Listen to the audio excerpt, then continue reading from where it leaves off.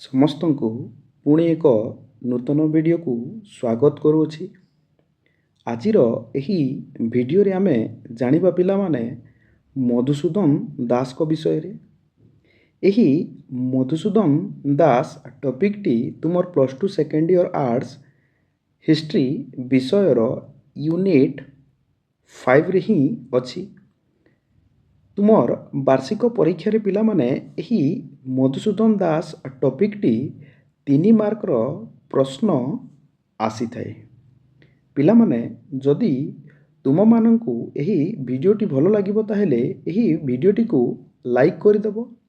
ତା ସହିତ ତୁମର ସାଙ୍ଗମାନଙ୍କ ସହିତ ଏହି ଭିଡ଼ିଓଟିକୁ ସେୟାର କରିଦେବ ଏବଂ +2 ହିଷ୍ଟ୍ରି ସମ୍ବନ୍ଧୀୟ ଭିଡ଼ିଓ ଗୁଡ଼ିକୁ ଦେଖିବା ପାଇଁ ଏହି ୟୁଟ୍ୟୁବ୍ ଚ୍ୟାନେଲଟିକୁ ସବସ୍କ୍ରାଇବ୍ ମଧ୍ୟ କରିଦେବ।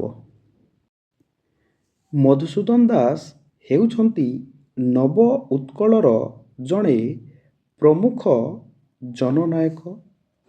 ମଧୁସୂଦନ ଦାସ, ମଧୁବାବୁ, ମି ଦାସ, ଉତ୍କଳ ଗୌରବ, ଦେଶପ୍ରାଣ ତଥା କୁଳବୃଦ୍ଧ ଭାବରେ ସାରା ଓଡ଼ିଶାରେ ପରିଚିତ ବା ସାରା ବିଶ୍ୱରେ ଜଣାଶୁଣା।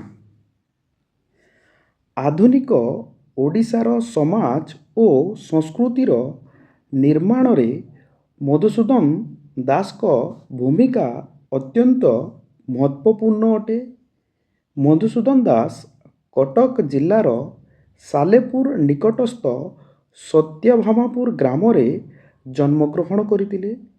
ମଧୁସୂଦନ ଦାସ 1848 ମସିହା ଏପ୍ରିଲ 28 ତାରିଖରେ ସତ୍ୟଭାମାପୁରଠାରେ ଜନ୍ମଗ୍ରହଣ କରିଥିଲେ। ତାଙ୍କର ପିତା ଥିଲେ ରଘୁନାଥ ଦାସ ଏବଂ ମାତା ଥିଲେ ପାର୍ବତୀ ଦେବୀ। ମଧୁସୂଦନ ଦାସ ଗୋଟିଏ ଜମିଦାର ପରିବାରରେ ଜନ୍ମଗ୍ରହଣ କରିଥିଲେ। ମଧୁସୂଦନ ଦାସ ତାଙ୍କର ପ୍ରାରମ୍ଭିକ ପାଠ ନିଜ ଗ୍ରାମରେ ସତ୍ୟଭାମାପୁରଠାରେ ହିଁ ଆରମ୍ଭ କରିଥିଲେ। ସେ ତାଙ୍କର ହାଇସ୍କୁଲ ଶିକ୍ଷା ପାଇଁ କଟକଠାରେ ଅବସ୍ଥାନ କରିଥିଲେ। ଏଠି ଯେଉଁ ଫଟୋ ଚିତ୍ରଟି ଦେଖୁଛ ପିଲାମାନେ, ଏହି ଫଟୋ ଚିତ୍ରଟି ହେଉଛି ମଧୁସୂଦନ ଦାସଙ୍କ ଫଟୋ ଚିତ୍ର। ଏହି ମଧୁସୂଦନ ଦାସ ହେଉଛନ୍ତି ନବ ଉତ୍କଳର ଜଣେ ପ୍ରମୁଖ ଜନନାୟକ। ମଧୁସୂଦନ ଦାସ 1864 ମସିହାରେ କଟକରୁ ଏଣ୍ଟ୍ରାନ୍ସ ପାସ୍ କଲେ। ମଧୁସୂଦନ ଦାସ ଏଣ୍ଟ୍ରାନ୍ସ ପାସ୍ କରି ସାରିବା ପରେ ସେ ବାଲେଶ୍ୱରଠାରେ 2 ବର୍ଷ ଶିକ୍ଷକତା କରିଥିଲେ। 1866 ମସିହାରେ ସେ ଉଚ୍ଚ ଶିକ୍ଷା ପାଇଁ କଲିକତା ଯାଇଥିଲେ।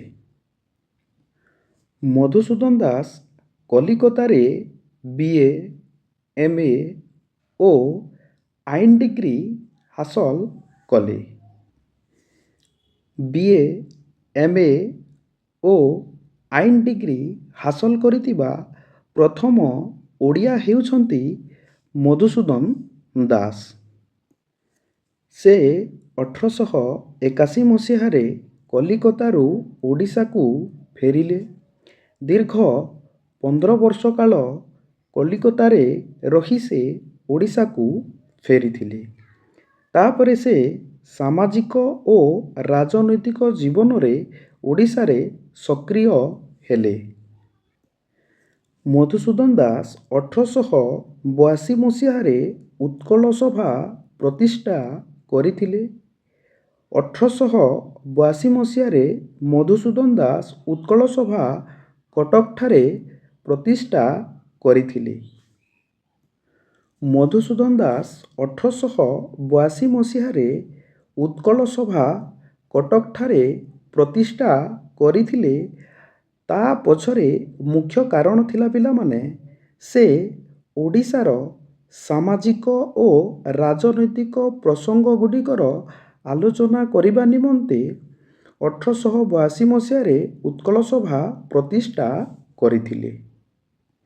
ଏଠି ଯେଉଁ ମାନଚିତ୍ରଟି ଦେଖୁଛ ପିଲାମାନେ, ଏହି ମାନଚିତ୍ରଟି ହେଉଛି ଭାରତ ମାନଚିତ୍ର। ଏହି ମାନଚିତ୍ରରେ ମୁଁ ଗ୍ରୀନ୍ କଲରରେ ଓଡ଼ିଶାକୁ ଦର୍ଶାଇ ଦେଇଛି ଏବଂ ରେଡ୍ କଲରରେ କଲିକତାକୁ ଦର୍ଶାଇ ଦେଇଛି।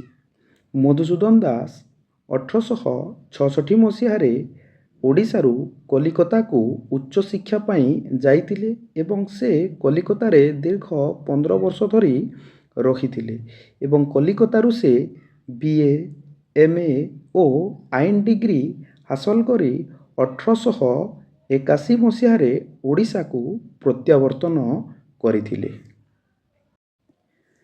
ମଧୁସୂଦନ ଦାସ 1903 ମସିହାରେ ଉତ୍କଳ ସମ୍ମିଳନୀ ସ୍ଥାପନା କରିଥିଲେ। ଏହି ଉତ୍କଳ ସମ୍ମିଳନୀ ଓଡ଼ିଆ ଭାଷା ଅସ୍ମିତାର ଆନ୍ଦୋଳନକୁ ସ୍ୱରୂପ ପ୍ରଦାନ କରିଥିଲା।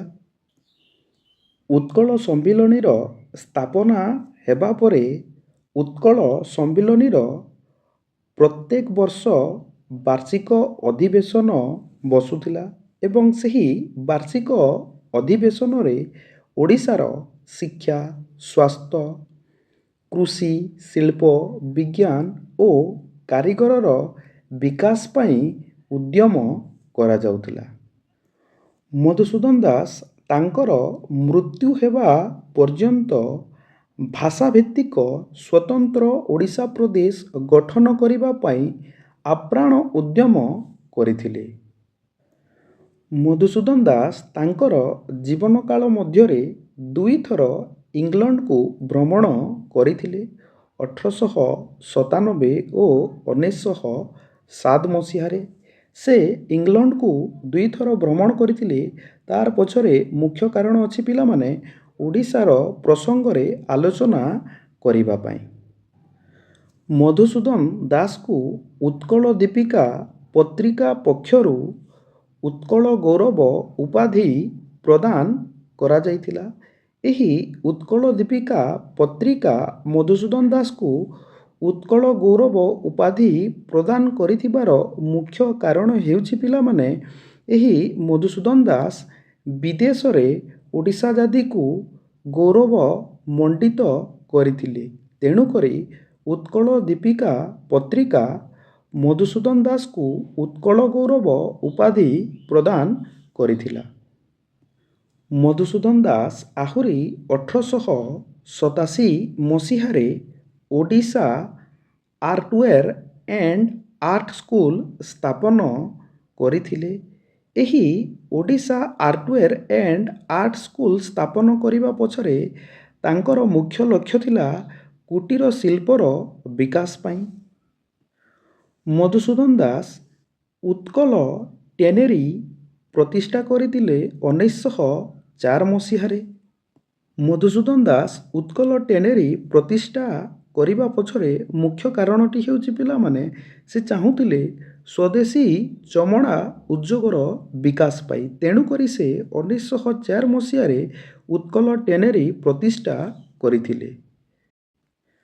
ମଧୁସୂଦନ ଦାସ ନିଜେ କୌଣସି ପତ୍ରିକା ପ୍ରକାଶ କରିନଥିଲେ।